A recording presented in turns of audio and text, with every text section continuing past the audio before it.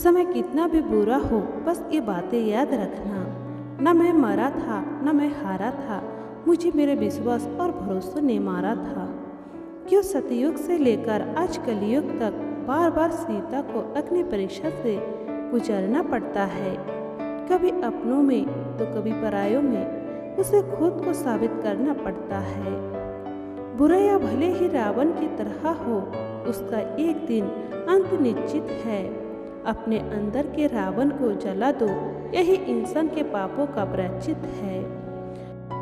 अहंकार में तीनों गए धन, वैभव और वंश, यकीन न हो तो देख लो रावण, कौरव और कंस।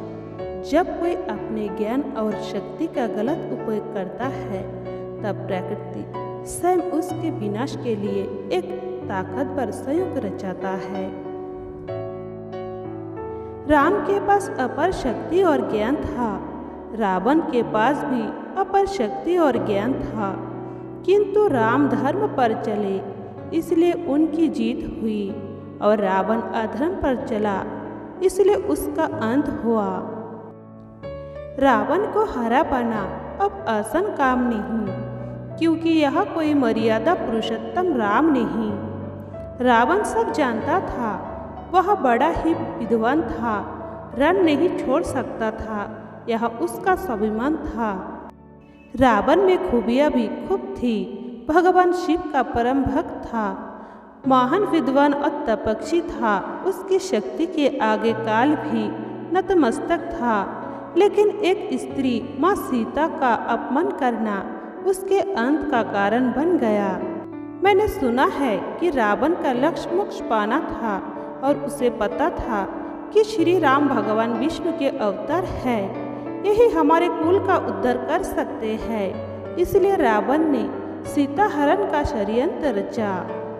रावण को पापी बोलकर हर साल हम जलाते हैं, मौका मिलने पर भ्रष्टाचार करके लोग कमाते हैं। सम्मुख मृत्यु को देखकर दशानन रुकेगा नहीं, रावण मिट जाएगा परंतु झुकेगा नहीं। मुझे तो मेरे भाई के विश्वासघात के तीरों ने भेदा था, मुझ ज्ञानी से ज्ञान लेने खुद राम ने लक्ष्मण को भेजा था। रावण से ये 3 बातें जरूर सीखिए। शक्ति का अहंकार कभी नहीं करना चाहिए, शत्रु को कमजोर कभी नहीं समझना चाहिए और अपने रहस्यों को किसी से नहीं बताना चाहिए। बुराइयां खत्म नहीं होगी रावण को जलाने से, बुराइयां खत्म होगी मगर खुद को सुधारने से। अगर तुम्हें कभी रावण भी बनना पड़े तो स्त्री का सम्मान करना मत भूलना। तुम ज़्यादा ना सोचो तो अच्छा होगा, इस जहाँ में राम जैसा कौन सच्चा होगा। यकीन न आए तो तुम खुद को देख लो, त्रेता का रावण भी तुमसे अच्छा होगा। राम तुम्हारे युग का रावण अच्छा था, अधर्मी था, पर नारी का सम्मान करता था, साहसी इतना था कि मृत्यु भी डरती थी। अपने 10 चेहरों को हर दम बाहर रखता था। रावण की बुराइयां देखने वालों, कभी खुद के अंदर भी बुराइयां देखने और उसे सुधारने का प्रयास किया करो। रावण की कहानी ने हमें एक बड़ी अच्छी बात सिखाई, अपने राज छुपा कर रखना, चाहे वो दोस्त हो या सगा भाई। रावण को कोई मारे, यह भगवान के बस की ही बात है। मुझे कोई क्या जलाएगा, इंसान की क्या औकात है। मेरा तो बस एक कागज का पुतला जला रहा है, असली रावण तो इंसान के दिल और दिमाग में पल रहा है। रावण ने कहा है, कभी भी अपने शत्रु को छोटा नहीं समझना चाहिए। वह समय का फायदा कब उठा ले इसका आपको भी नहीं पता होता है। मुश्किल वक्त दुनिया का सबसे बड़ा जादूगर है, जो एक पल में आपके चाहने वालों के चेहरे से नकाब हटा देता है। जिंदगी में कुछ बनना ही है तो दीपक जैसा बनिए, ताकि खुद जलकर भी दूसरों के घर में उजाला कर सको। जीवन मिलना भाग्य की बात है, मृत्यु होना समय की बात है, लेकिन मृत्यु के बाद भी लोगों के दिलों में जीवित रहना एक कर्म की बात है।